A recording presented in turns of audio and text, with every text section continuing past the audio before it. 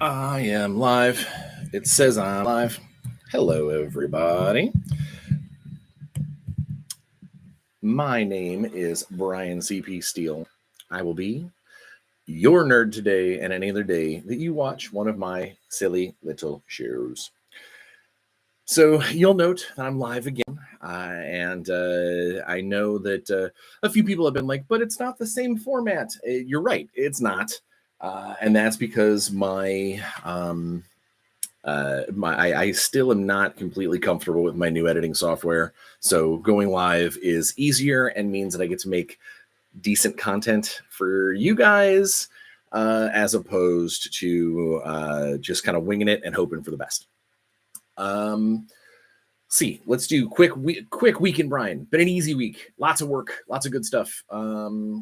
I got sent a bunch of stuff to editors, got some things done and in the can. Had a really cool meeting with a Hollywood executive about a license that we may be to make a cool role-playing game for, which I'm excited if all of that pans out and everything. Whoa, my microphone is doing weird things. Let's not have it fall down, guys. All right. There we go. All right. My microphone almost just took a dive. Yeah, so no, just generally good stuff. It's a great meeting. We're working on some of the legality involved to find out how what all we get to do, how far our reach goes, that kind of thing. Hello, Akneth. My mic just said, "Nope, I'm out." Yeah, my mic decided to be to Shark Tank it and was like, and because of that, I'm out. But yeah, no, it's been good. As far as work goes, working hard in the after hours to get the words down on the Shadowrun book, the Shadowrun novel, which is working out great. Just found out today I finalized some of my streaming schedule for GameHole Con, which we'll talk more about that in a minute. Yeah, no, it's been a good week, all in all. Didn't get a whole lot of game playing in apart from playing some Xbox stuff, but yeah, no, just generally solid, good times. On a personal level, still doing gym 3 times a week, still doing great there, and hopefully will not lose track of that going over a convention. Conventions always mess me up when it comes to that kind of thing. But our good friend and resident gym rat, Luke Gygax, will be at GameHole Con, and he will keep me honest and hopefully get me to the gym at least once over the course of the show. So that's a we'll go there. We'll hope for that. Yeah, no, I haven't really painted anything. The same 5 battle mechs have been staring at me for a couple of weeks. It's just because I've been busy doing everything else, getting things prepped for GameHole Con. Yeah, no, yeah. What's up? Still issues with the video editor? Yeah, the new software. I like it. It's really thorough, but it is very intense. If that makes any sense. It's got a lot of options, and while I am not completely, a complete Luddite where I don't understand anything, there's just a lot of moving parts and a lot of buttons, and I need to, when I get back from GameHole, I need to just take like an afternoon and record a bunch of clips and just get in there and do it. It's the same software that I use. There's the same general software suite that I use to do voiceover work. So I understand how the interface works. I just have to figure out how to make all the clickies and the clippies do the right thing. But I do appreciate the gesture, Justin, to come over and give me a hand. I'll figure it out. And honestly, I don't mind going live. I know we get we get fewer immediate views on a live video than we do on the pre-recorded ones. I did get a tracking number for my next unboxing, so who knows? Maybe that will be the next thing that I give it a go. I'm really excited to unbox that particular product. Um, and if my email that I got from our dear friends over at Turbo Dorks, if the email I got from Meredith means what I think it means, I should have something from them too. Maybe it'll be a double unboxing day. Bum, bum, bum, bum. But yeah, no. Let's see. So that's pretty much a lot of that. I mean, I know that the weeks in Bryan have been kind of lackluster lately, but it's honestly because I haven't been doing a lot of gaming, apart from video gaming, and just been, kind of gearing up. It's that time of season though. People are starting to get ready for the holidays. People are getting busier. A lot of travels, things like that. So we'll see. I do believe, not this weekend, but I think the weekend after. Well, the weekend after I'll be at GameHole. This will be the weekend after GameHole. I think I've got a couple of games that are going to hit that same weekend, so we'll have some cool game-related stuff soon. Also, my lovely local group, are my online every other Friday gaming group, has made a decision. They are going to. We are going to play an old school Rifts game. And so we're starting to work on characters and things, and just having a good time. Yeah, so let's get into it. Obviously, if you have any, while I'm chit chatting about GameHole Con and my schedule and all that rot, I'll leave the floor open if you have any questions, if anything comes up, if you want, even if it has nothing to do with the topic at hand. One of the benefits of these live videos are, I can kind of like left turn, right turn based off of what you want to know. I know I have run my camera's way high. Let's get that down. Okay. I know that we've done a lot of more structured videos, but I like the fact that the lives let you guys, if something pops into the top of your head and you're like, I would love to ask about this. This is especially true right now, because the Finster's Monstermatic cookbook, just the pre-order PDF dropped last week, and super excited. It revealed a lot of things that I had been working on for a long time. It was the last of my Power Rangers books before I left Renegade, and I finally got a chance to take a look at the PDF, the final PDF, and there were a few things that got cut. I'm assuming for space.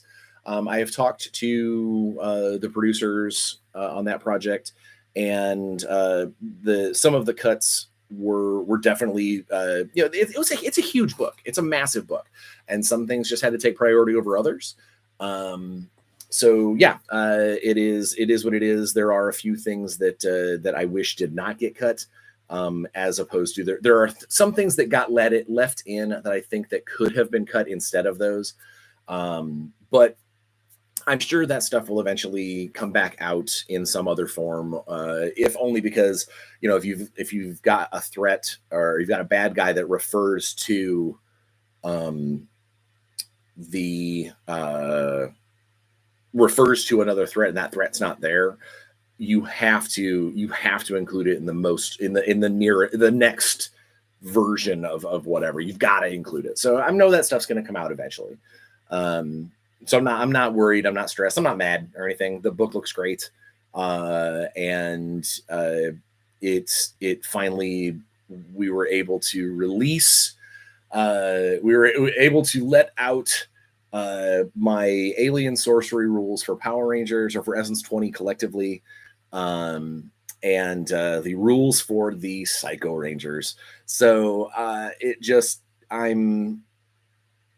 I am glad that stuff's out, because I have wanted to share and tell and all that stuff for so long. So it is very, It's very, very, I don't know, humbling is not the right word. It's very pleasing to see that stuff. Um, Congrats on the releases. Thank you, Zach. Let's go psycho indeed. Deep dish or stuffed crust pizza. They both have their place. However, stuffed crust is more of a just kind of if I was just going to grab a slice to go. Deep dish, like good, solid, like cornbread crust, Chicago style deep dish, best pizza in the world, period. Justin says all the magic for the fifth essence magic for Power Rangers. Yeah, regular true magic, spellcasting magic for like from My Little Pony isn't there for Power Rangers yet. Alien sorcery is a different system, but I think that it would be very easy for you to create a true magic wielder. In Power Rangers, you would just need to realize that you're devoting skill points. You know, you're giving up those skill points from your other essences in order to further your spell casting. You know, like so. I don't know. I love the way that Ryan wrote magic for MLP. I think that it turned out great. I just think that there is for some of the other action adventure licenses, I have a little bit of worry that you're going to see people that are really kind of min-maxing their way to success because as you start to dilute the skill pool, you know, by, oh, I increased in this essence, I'm going to put another thing in spellcasting. Oh, I increased in this essence, I'm going to put this thing in spellcasting. You have fewer extra skill points lying around to devote to creating a more well-rounded, realistic character. Whereas in My Little Pony, how often are you going to use some of those skills because you're a pony? You know, that is not to belittle MLP by any stretch, but it's just that you're gonna probably do more with magic in MLP than you would in, say, G.I. Joe. Especially in like a G.I. Joe adventure or a Transformer adventure, which is why Alien Sorcery became a thing. And originally it was just going to be basically rules to do sorcery for your threats. But then we started kind of coming to the conversation of if you give it to threats, you should give the access to it as a player character as well, because there will be instances where people want to make bad guys, or there will be instances where maybe you've got a character that is a reformed bad guy. Are we just saying that when you become a good guy, you lose sorcery? No, that's wrong. So yeah, that's the reason why Alien Sorcery became the system that it was, where it's based off of a perk and it's based off of power points that build you your powers and build you foci and things like that, is because I wanted it to be something that augments a character without taking away from their skill progression. If that makes any sense whatsoever. I don't know if it does. I hope it does. Let's see what else. They announced last week the Enigma of Combination. Yay! The last Transformers book that I did before I left. And ironically enough, the first one that I pitched to Elisa way back in the day was the Combiners book. And so I love that, you know, now people are starting to talk about it. I obviously I can't say what's in there apart from the fact that it obviously has to do with characters that combine. Like, that'd be silly. Well, the Combiners book is actually about Beastmasters. No, it's obviously about Combiner stuff. Shiny Combiner book stares at cover. Yeah, this is something that as a game designer, I actually had this conversation this morning in the Warzone meeting, where there is a level of detachment as a designer and a writer to the product itself until the product starts to, like, once you've turned it in, like once it's out of my hands and it's in editing, or it's out of my hands and it's in layout, and and it's in post production, there's a level of detachment that happens where I've had to move on to the next thing that I'm working on. I've had to kind of go into a different different kind of like Bryan brain set, and it is it's always cool to that first time that you get a picture of what new cover art's going to be, or it's, oh hey, here's this character that you made, here's the art, does it look right? Like you get this sudden rush of, oh my god, yeah, that's real. I made that. And so yeah, seeing the cover to the Enigma of Combination was pretty cool. I gotta say, it was not what I obviously I didn't order that art. So the Combiners book was weird in the way that most of the books that I did for Renegade, I was handed a task. I was handed the book, and then I made the outline, and then I wrote the book. Whether it was cover to cover, or sometimes I had a lot of people help me with like the adventures that get added in. But when it comes to the book itself, that was how I generally did things. The Combiners book was a little different in the fact that I wrote the outline. The developer looked at the outline, made a couple of tweaks to the outline, and then I got basically there was a team put together, and the team created the book based off of the outline that Jason and I finalized. And while I want to say I ended up writing probably at least like 3/5, if not like the 3.5/5 or 7/8. I don't know 7/10. I don't know fractions. But I ended up writing most of the book because it was based off of all my previous design work. But there was a lot of people that were helping and doing their own little individual sections, and a lot of several stat blocks here and there. And so I will be super excited to see the final result of that product. And not like, want to make sure that I didn't change any of my stuff. It's more along the lines of, that book was such a dream of mine from the very, very beginning. And then I got to disseminate that out to other awesome writers. I want to see how that comes together. So that'll be cool. I'm excited about that. But I don't think that's coming out until like April. We got a hot minute before that comes out. Let's see what else. Had like I said, I had a good meeting about Warzone this morning. That we are super close to putting out the kind of the next round of beta rules. Because the rules themselves are almost done, like almost to the point where we would be like, good to go.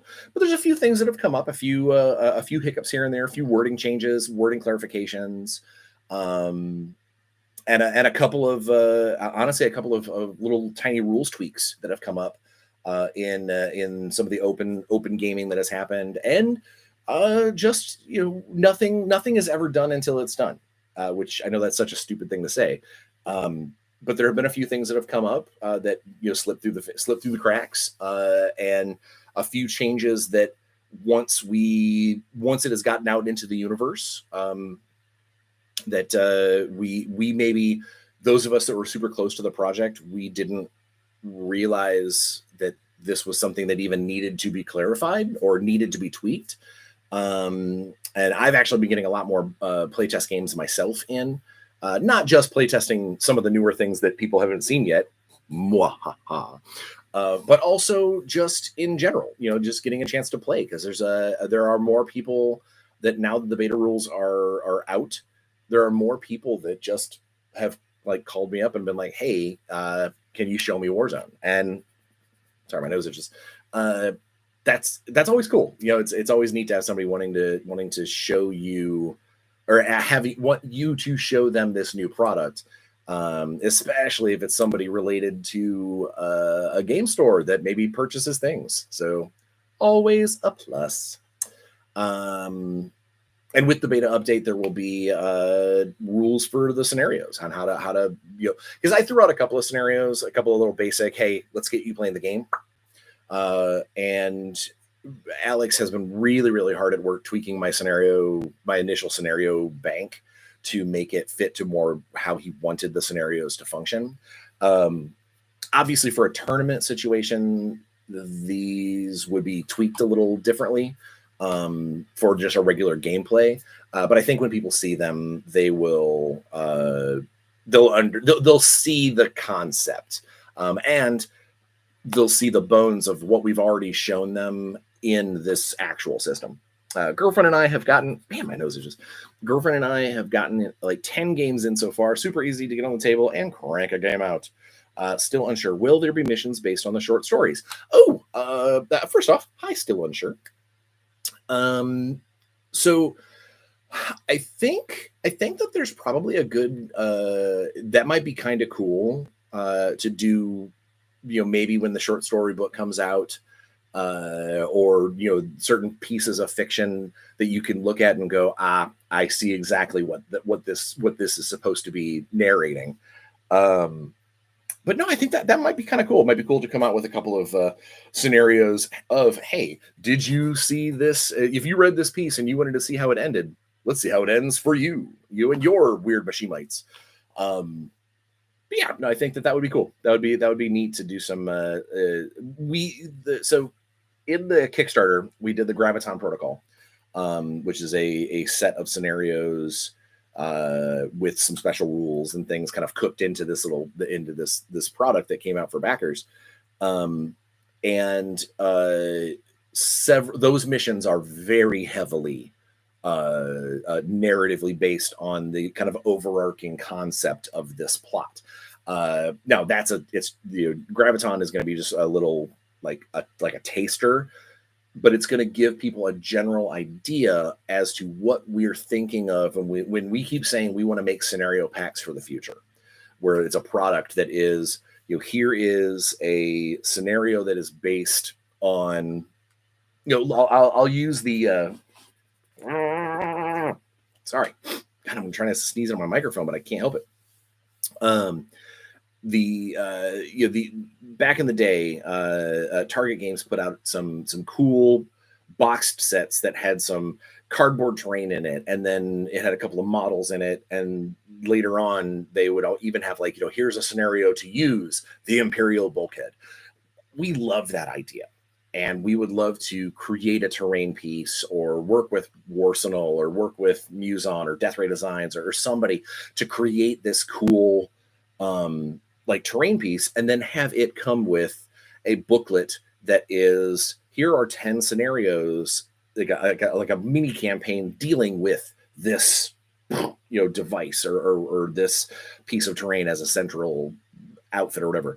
And then it gives us opportunity to make and release some of those kind of unique one-off characters that we've said from the very beginning that we love the concept of some of these special characters that we've seen in Warzone literature. Like, who doesn't love Mitch Hunter? But probably people who he's, killed. But we would love that as a way to, here is a stat card for Mitch Hunter. And, if he's super special, maybe it'll come with a model, maybe we'll sell a model specifically for Mitch Hunter. But whatever the case may be, it gives us an opportunity to go ahead and create scenarios where it doesn't make sense that Mitch Hunter would be at every single fight, every single time. And if you make his stats cool enough, he will be there every time. The people who play that army, they'll go, I'm going to bring this dude. And that has always bothered me. Anybody who plays 40K with me, they all know I have always, I've unless it is built into the system, like with like War Machine, where like the Warcasters originally were, every single one of them is super special and unique. And so yes, if you were having an army, having a force that had Warjacks in it, you'd have one of these character Warcasters there, because that's the only people who could do this. It was a unique thing. Something like Malifaux, where each individual piece is a character. Same thing with like Guild Ball. That never bothered me. What bothered me is when you had this all-encompassing army like 40K, like a Necron forces, millions upon millions of worlds and battlefields and everything, and every single one that you go to, there is always that guy because he's got the coolest rules, and I hate that. So we've always said that while we want to introduce these characters and we want them to be cool and we want them to be special, we want them to be unique, we don't want them to be, oh, the Cardinal has shown up to this battle again. Really? Meh. Never liked it. So it's more like we want to cook in rules to have them maybe be part of this scenario, and then your table, your call. YTYC. If you want to have special characters in every single one of your games, that's up to you. If you want Trencher Dave to be a part of every single one of your Imperial forces after Graviton Protocol, you can. That's your call. But we wanted to make sure that we don't just have it as at the forefront of every force that Mitch Hunter is the dude. Does that make any sense? I think it does. All right. Oh, we got woohoo terrain. Woohoo terrain indeed. When you launch new apostles, will there be narrative scenario packs to introduce them as characters, their themes then? We haven't really decided how that's going to go. I know Alex and I have talked how we want to introduce the new apostles for the Dark Legion. As far as like, rather than having them each just individual models and that kind of thing, I think what we're probably going to lean more towards is you're going to see more like a force expansion pack. This is a Dark Legion pack, a Ilian expansion where it'll have probably a Nephirite, some Templars, maybe a base or two worth of children. Children of Ilian. I just realized that if you didn't know what that was, that would be confusing. But I think that will be a easier pill to swallow than, okay, here, especially for the stores that are carrying our products, than it is to say, okay, Ilian's here. Here's 5 new SKUs. So yeah, we'll kind of test it and see how that goes and figure how things go.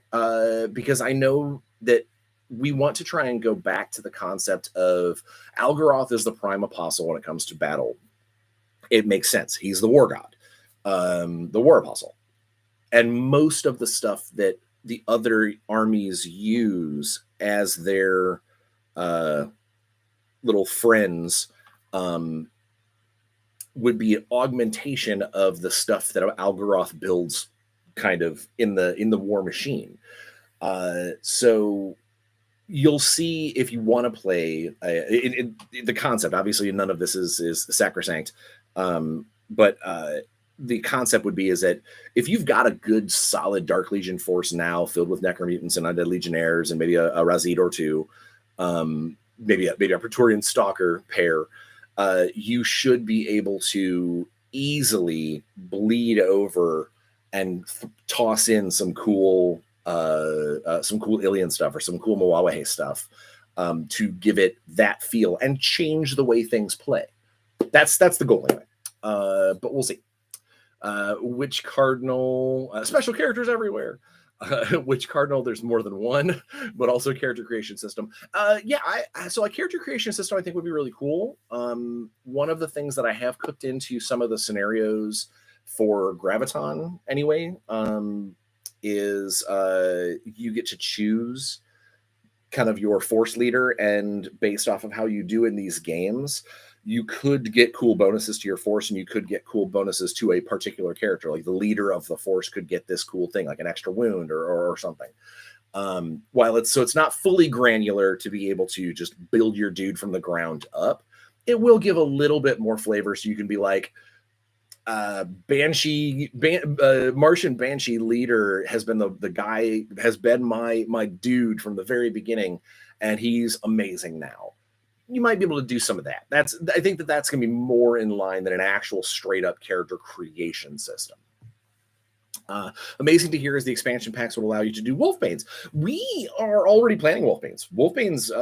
We already have some of them sculpted. We know that they're right around the corner, at least like the baseline Wolfbanes. I definitely, I have always thought Wolfbanes are cool.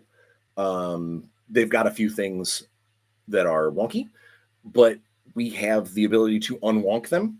That's a new verb, by the way, unwonk. But yeah, so I think that I think Wolfbane's, it will be absolutely viable to do an all Wolfbane's army, no problem. We, as you all have always been able to do in the past. But if you want to just sort of mix some Wolfbane stuff in to your Imperials, rock and roll, man. Do what you got to do. Amazing to hear. Oh, we already did that. Agnes says custom character options to bring your own named character to say a mini campaign storyline would be sweet. So that's kind of what we're thinking is ways for you to augment your dude. And now some of that will already be baked into the system because of a few of the benefits you can get from the factions, the faction bonuses that you can buy with your extra deployment points. There are a few of them that augment characters specifically or augment units specifically. So you can already kind of, in a few places, spend an extra point or two and make one of your leaders a little cooler to kind of get a little jump on that. So that's already going to be cooked into the system. Again, I don't know whether or not building a character from scratch will be ever a thing that we do.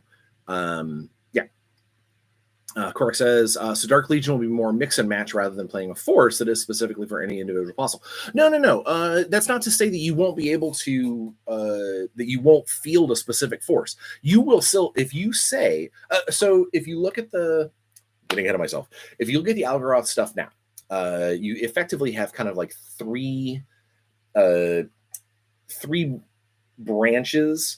You've got the Dark Cult, which are the ones who can work for anybody who is the Servants of Darkness. You've got the Engineered for War, and those are the Algaroth minions that have the ability to be fielded in any Dark Legion force. And then you have actual just Algaroth's forces. Now, as we introduce more apostle forces, they're going to basically replace that third spot. That you'll still be able to take Engineered for War stuff because those are the toys that Algaroth built for everybody. You'll be able to take Algaroth's the things that are Engineered for War that also have Dark Cult. Now, mind you, there are a few things that have Dark Cult that aren't for everybody. If you look, not every Dark Cult has Engineered for War, because that means it's an Algaroth force. It's an Algaroth unit that happens to occasionally work hidden amongst the humans. And then you'll have whatever your apostle forces are. And so if you're playing an Ilian force, you'll be able to take Ilian units. You'll be able to take Dark Legion units that are Engineered for War. That's what you'll be able to take. Now, if you've got Dark Cult stuff, now, for a perfect example, let's go to Samai. Samai, the apostle, is the apostle of infiltration and shadows and manipulation. They've got several dudes that are Dark Cult, but are not Engineered for War because they're not Algaroth forces. So they're just Samai. They're basically, if you're playing a Samai force, you can use them.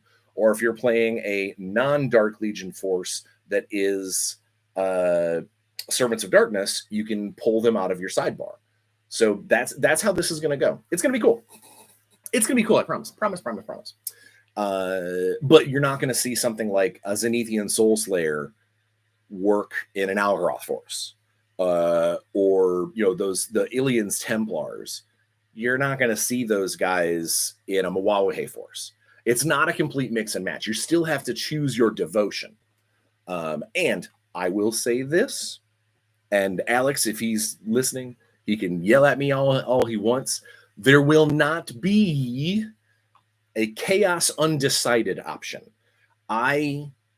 It is one of the things that I have always hated about Chaos in 40K is you didn't have to choose an apostle, and the people who go, well, I'm playing Black Legion, he's got stuff from everybody.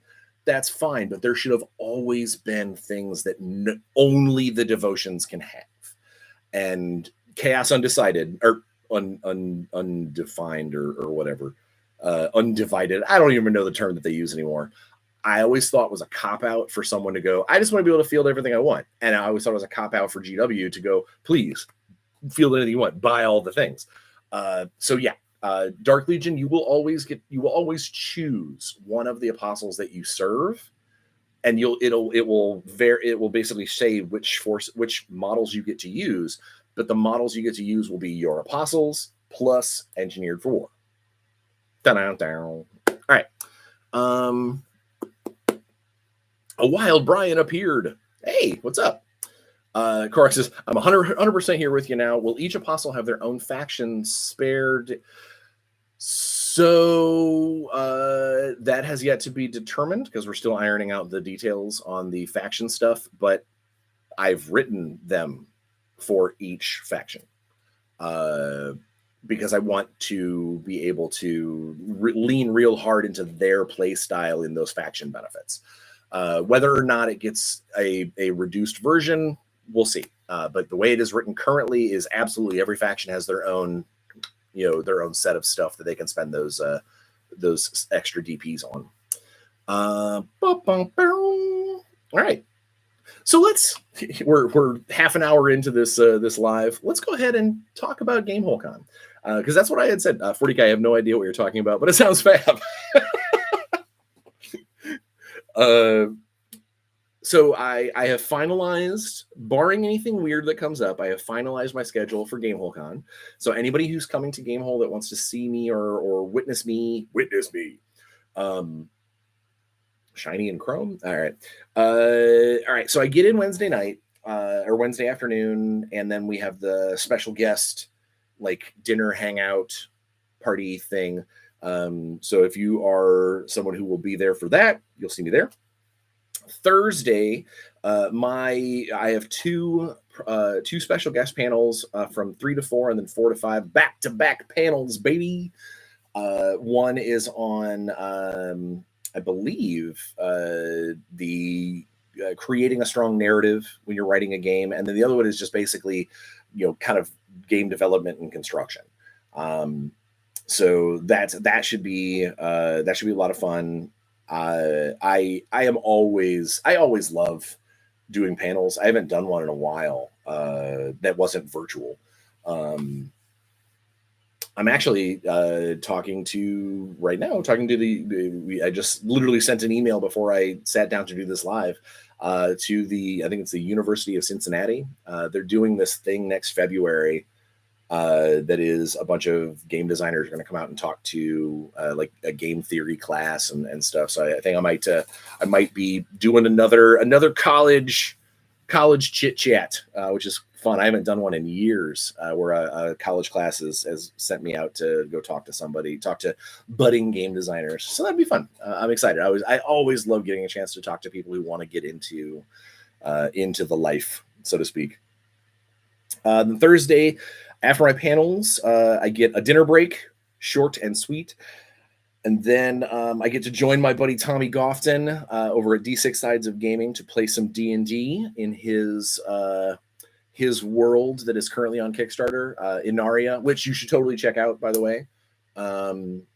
It's a rad world. The character I generally play in most of Tommy's Inaria games is this.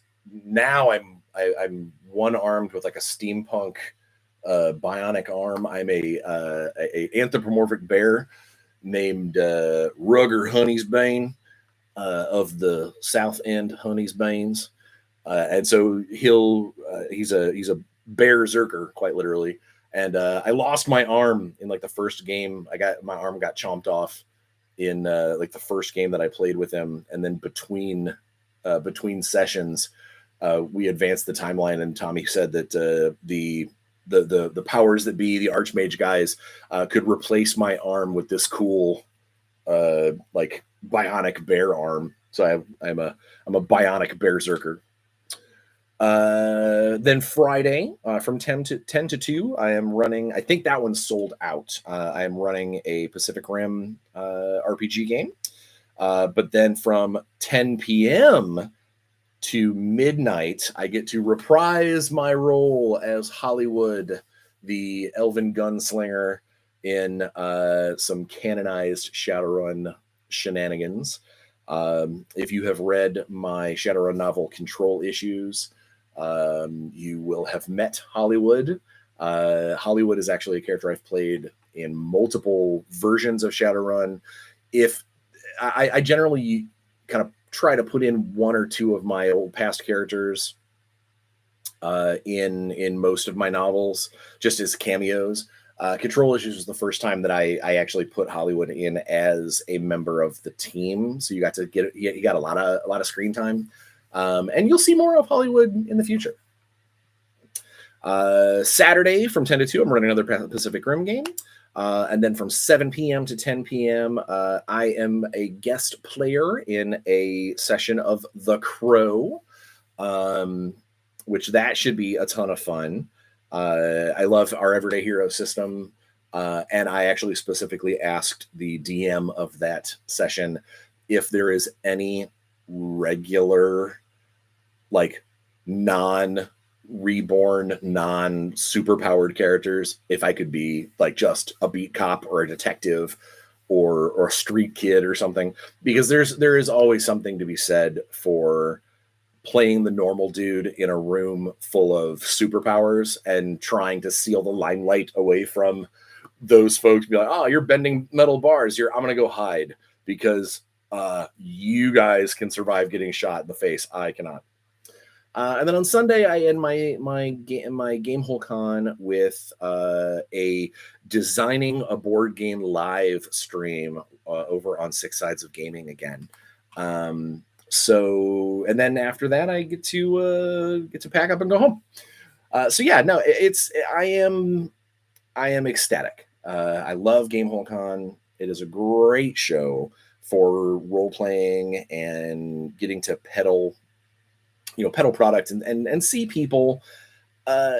So every show has its own kind of feel. Adepticon is obviously miniature game madness. It is awesome, and you're playing games and you're seeing the sights and the armies on display, the parade of armies, and it's just crazy. You walk into one of the halls and it's 1,000 people playing 40K. It's a different level of crazy. And also super awesome because I love walking up to a table and seeing models that I've designed being pushed around. Like that's always fun. Whereas a show like GaryCon is more about the getting to play kind of with some of the industry folk and doing more as an industry person than say a gamer. Whereas GameHole Con is about just gaming. Yeah, I do a bunch of industry stuff there, but it's just fun to push dice around and play games and see games being played and run some events. And I love both of those shows to death. They're amazing, but they're just kind of two sides of the same coin. GameHole Con is more collectively just about having a good time and just enjoying the role-playingness around you. GaryCon is a little more high exposure. I don't know if that's right, but it's also a lot more of very focused on let's really wave that flag specifically for D&D. It's a memorial about Gary and all the cool stuff that he helped bring to the table. Literally table. Whereas like Gen Con is a nonstop madhouse of commercial and which again, not a bad thing. It's necessary for our industry. But it's exhausting. I don't get to play games very often at Gen Con. It's a combination of meetings and going from point A to point B and so many people, like I have to schedule all my stuff weeks in advance. Whereas something like GameHole Con, I've got a bunch of holes in my schedule, and there's a very good chance that some of these holes will get filled up with someone that's just texts me and says, "Hey, we're going to play this game. Are you free?" Or, you know, I might get wrapped up with one stream in the streaming room and have nothing and get invited to join the next one. You know, that's the kind of stuff that happens at GameHole Con that doesn't happen elsewhere that I've noticed. I'm not doing PAX Unplugged. I'm not doing PAX East. But those are both great shows, just different style shows. And then Origins has turned into more of like a low key Gen Con. It is way lower stress. It's still, you get a lot of business done there, but you can feel like you can feel like if I wanted to, let's say, host a really cool dinner, I can do that at Origins far easier than I can at, say, like Gen Con. Blue Stripe asks, would it be appropriate to say Gen Con is as much a conference for vendors and those in the biz as it is a convention? You know what? That's not a bad correlation, because there are like several instances of you know, I've had someone be like, "Hey, what are you doing this night?" And like, "I've got a licensor meeting." You know, because there's so much industry power that comes to that show. Is it's so, in some cases, that's the place. You know, that's the place. All Gravy Games says Gen Con is pricey steakhouse dinners with shrimp cocktail. Yes, sometimes you're not wrong. Which you know, it can be. Yes, I adore St. Elmo's shrimp cocktail, and in fact, I almost missed it this year.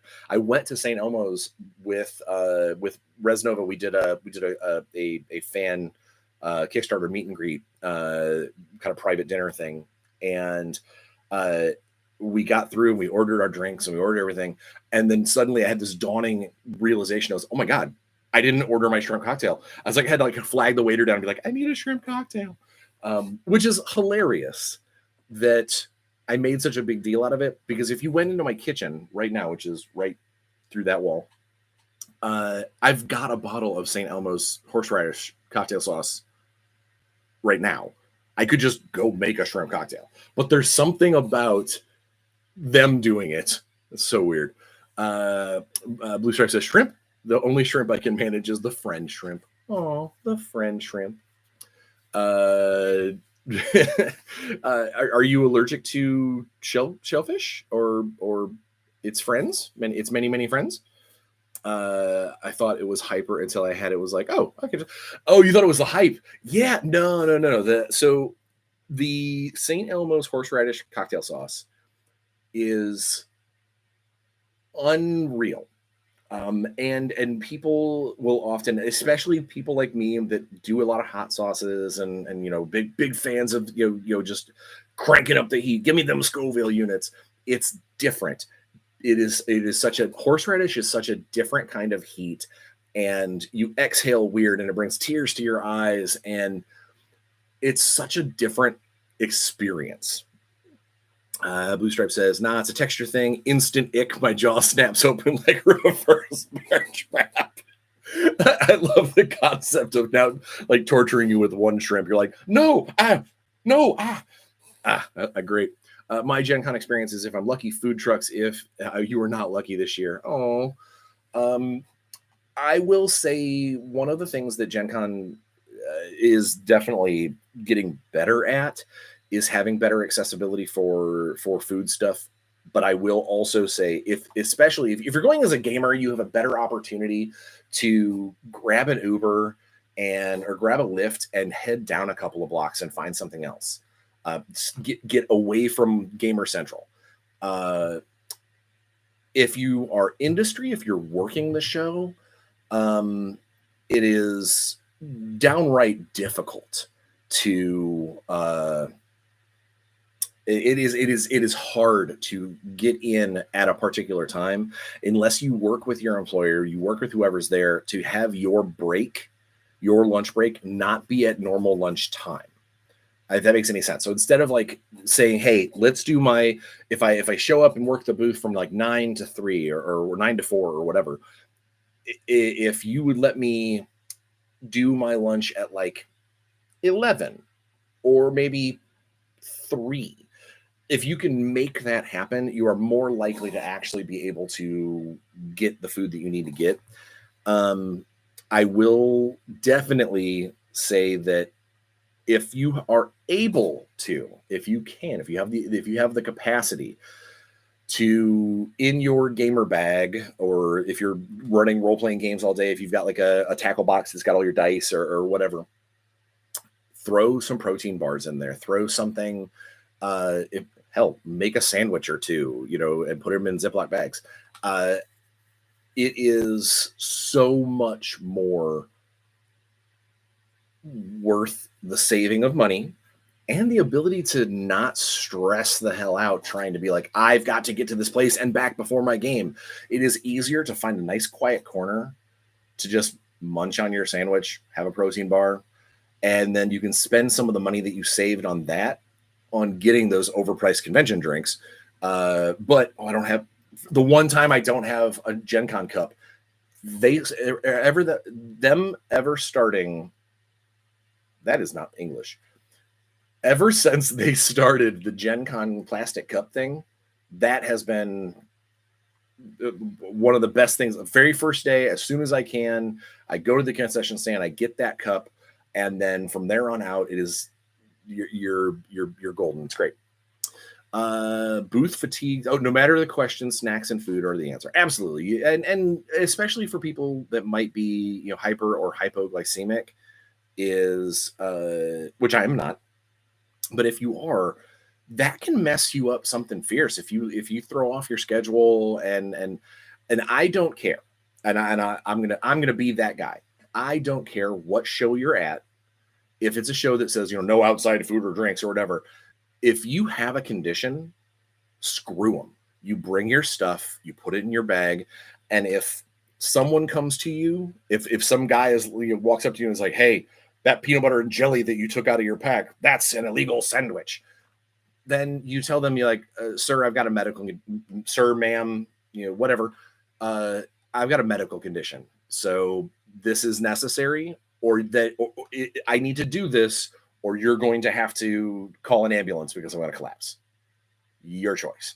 They're going to probably go, okay, because it's not worth the extra stress. Hell, this year, if the Lorcana situation was anything to tell you, most of those security guys, they don't want to deal with you anyway. They just want to make sure that you're not causing problems or not stealing pallets full of magic cards.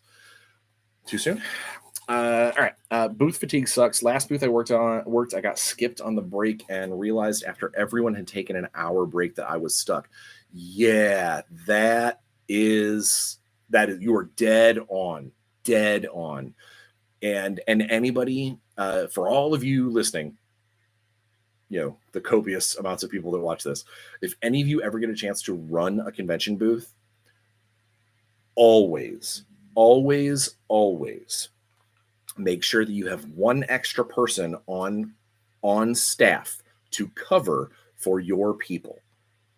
You do not want someone having to sit there and wait until that person who got stuck at the food trucks for an extra 20 minutes. You never want to, you never know what happened. Hell, what if that guy gets sick and leaves? Now you've got a person, you're now down 2 people. Always make sure you've got a floater or an extra body, or that you yourself are ready to cover that spot. Because if you don't, you are going to have problems with your scheduling, especially at a busy show like Gen Con. Celiac, so food is a challenge. Oh, I am so sorry. I will make sure that all of the products that I make that you may play are gluten-free. Matt Nunya, never too soon. Talking about the guys that stole the cards. Yeah, there's always going to be problems. There's always going to be people that cause issues. There's always going to be problems with nothing, especially at a busy show like that. You can't help it. I would love to think that people aren't awful. And then most people aren't awful, but occasionally somebody rears their ugly head and reminds us, oh yeah, there are horrible people out there, which is, I'm not gonna. I was about ready to go on a side conversation, but we're not going to talk about Gravy says con security. Yeah, con security, but the loading and dock security teenagers. Yeah, so it said it was a pallet of magic cards. They estimated it at 300,000. It turned out to be less. As far as like when they actually they did recover the product and they did arrest the people involved. Thank you, security cameras. Also, thank you, idiots, you thieves that wore your Kickstarter product T-shirts for the security cameras to find you. That would be a critical fumble on your heist check. I think they ended up saying that it was like closer to like $45,000 worth of stuff. Still a copious amount of money. But yeah, it was still a lot. Opportunists exist everywhere. Absolutely. They really, really are. They are all over the damn place. Which sucks, which is I am glad that most shows make sure that there's adequate security.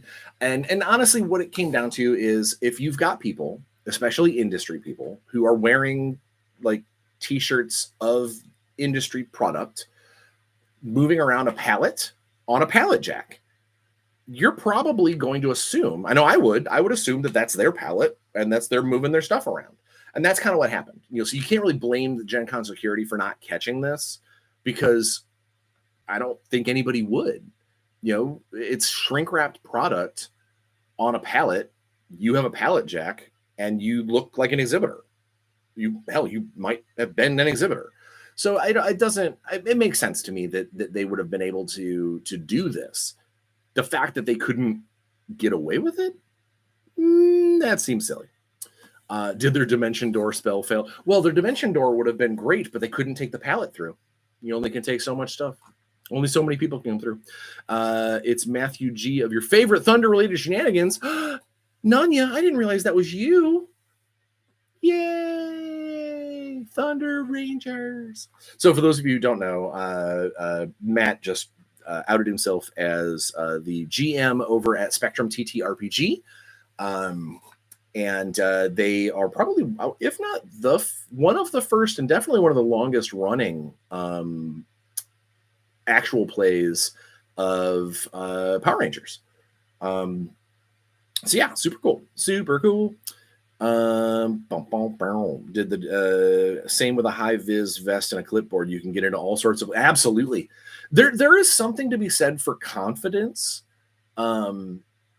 Confidence of when someone says, "Are you supposed to be here?" and you say yes, 4 out of 5 times they're going to go, okay, because no one should be assuming that and this is a universal law, no one should assume that everybody is up to something. No one wants to live their life that way. And most of the time they're not. But so that's, yeah, you're 100% right. If you look the part and you act the part, you're probably going to be able to get to where you need to be going. Yeah. Are you supposed to be here? Yes. Are you? Again, nobody wants to have that conversation. So hats pulled down low and make a Resnova t-shirt to throw security off. Ooh, gonna try and steal our not pallets. I think that would be harder to do because I think our product is probably going to be in boxes in the back of our cars and trucks. I don't think we're big enough to have a pallet yet. We'll see how that goes. Blue Stripe says, "Are you?" Oh yeah. But yeah. So I think it's I think that it's GameHole. To get back to the whole topic of this, and I got to wrap up here in a minute. I think that the big thing is GameHole Con as a show is a lot of fun. I still get to see my convention family, but I get to see them in a less stress atmosphere as like Gen Con or Alliance or something like that. I get to actually sit back, crack open a scotch, and just enjoy time with my fellow game folk, whether they're gamers, industry type, or a mixture of the two. It's just a great show. And I look forward to being able to come back and telling you how it goes in 2 weeks' time. And with that, let me ask before I go, I'll give myself a few extra minutes. Are there any questions anybody wants to ask right before I become electrons in the system while I take a sip of my Sour Patch Redberry? Redberry? That's a thing?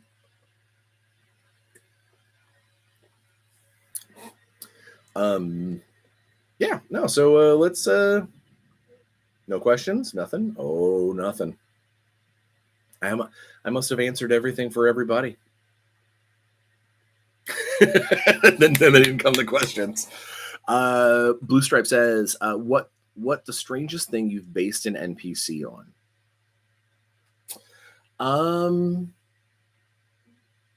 I would say now that does not include that does not include uh,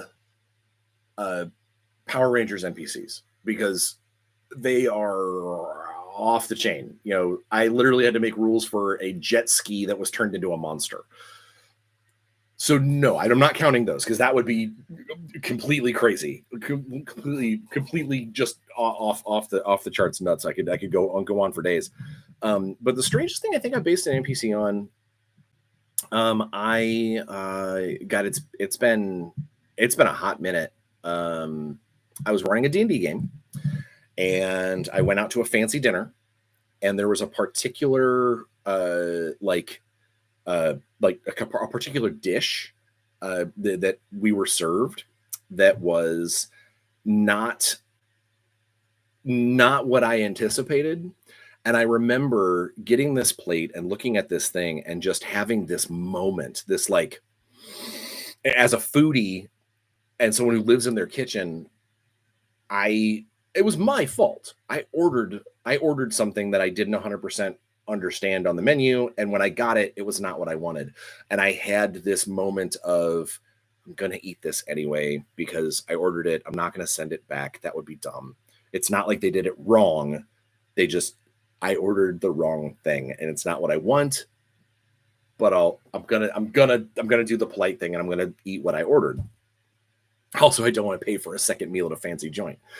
But I remember getting it and having this moment of, I want to set up a character situation where like some fancy noble invites everyone out to dinner, and they all show up at his like private establishment where is this, all this fancy. And then when they get their meals, that it is revealed, not the noble's not a villain. The noble's just, rich, but that like basically the bad guy NPC is this like medieval style chef that knows better than anyone. And it was back in the day when psionics were a thing, like an actual thing, like they had their own rules back in like 3.5 D&D days.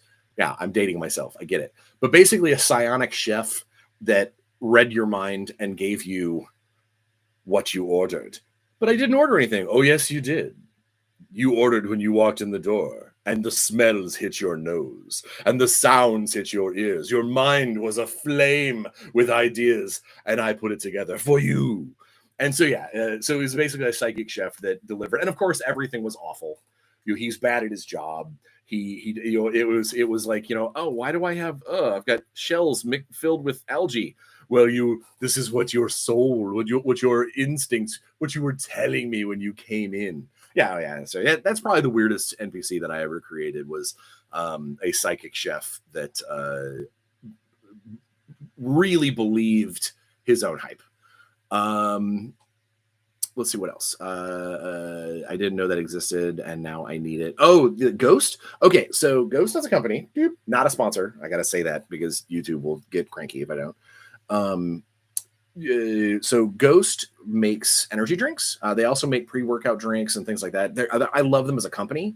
They do a lot of really weird. They have like a Swedish fish flavor drink, and there's a Teenage Mutant Ninja Turtles bright green pre-workout drink that I take before I go to the gym.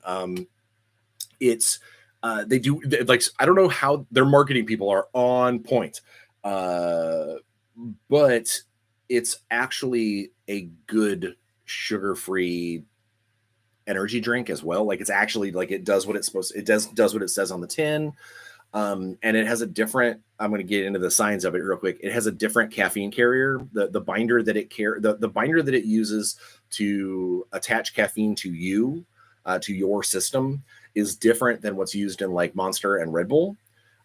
Meaning that if you've built up a tolerance to some of those other caffeine binders, throwing in a different binder now and again, it won't reset your tolerance completely, but it will actually have the effect that you need it to do. So the reason why people who drink coffee and they're like, yeah, I gotta have like 3 or 4 cups of coffee before I even get up in the morning, is if they're not drinking it for the taste, if they're drinking it for caffeine, the I need to wake up because of the caffeine, they will find themselves over time going to darker roasts, going to more caffeinated beans, going to espressos and things like that, because their body's getting used to the binders, the chemical binders that give caffeine their oomph. You can't just drink more of something and it will be better.